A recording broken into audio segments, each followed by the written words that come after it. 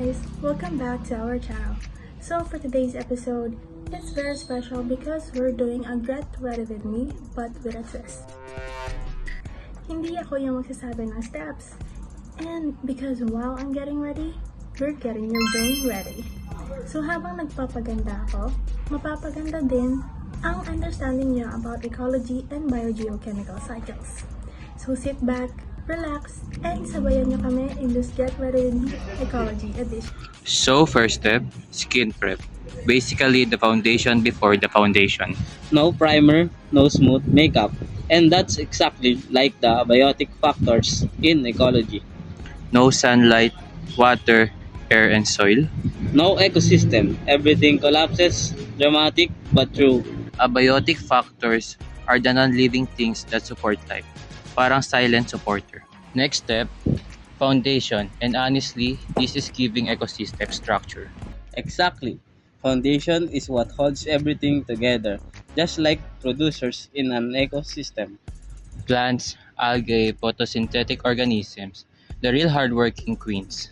They convert sunlight into energy through photosynthesis, meaning sila ang original content creators of the food chain. Next, concealer.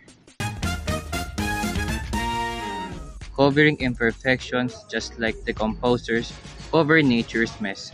Okay, cover is a weird way to put it. Fine, they clean it up.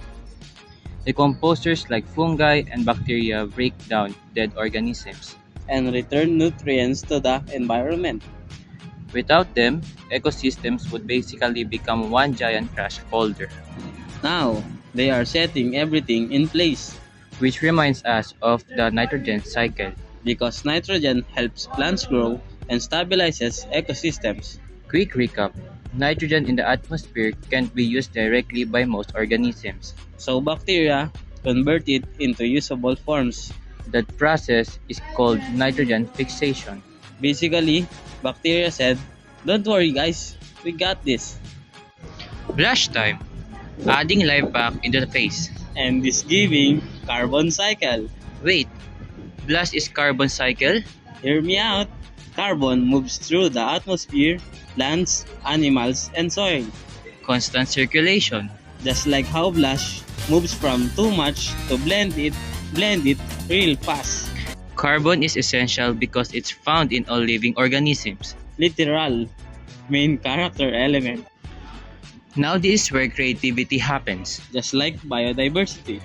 Different shades, different functions. But together, they create balance. In ecosystems, biodiversity makes system more stable. If one species disappears, others help maintain the balance. Same with the makeup palettes. Lose one brown shade, and suddenly, everyone's struggling. Sharp lines, precision. Like ecological niches. Every species has its own specific role. Just like every eyeliner wing has one job. To be even, Well, ideally, mascara adds definition. just like the phosphorus cycle defines growth.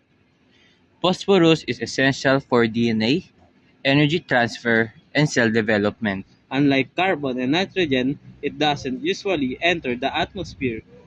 If cycles through rocks, soil, water, and organism. Low-key introvert cycle. And finally, lipstick. The finishing touch. Like ecological balance. Everything has to work together for the final result. If one part is missing, The whole look or ecosystem feels off. And there you have it, a full face and hopefully a full understanding of ecology and biogeochemical cycles. Remember, just like makeup, ecology is all about balance. Thanks for getting ready with us and getting educated against your will. Subscribe!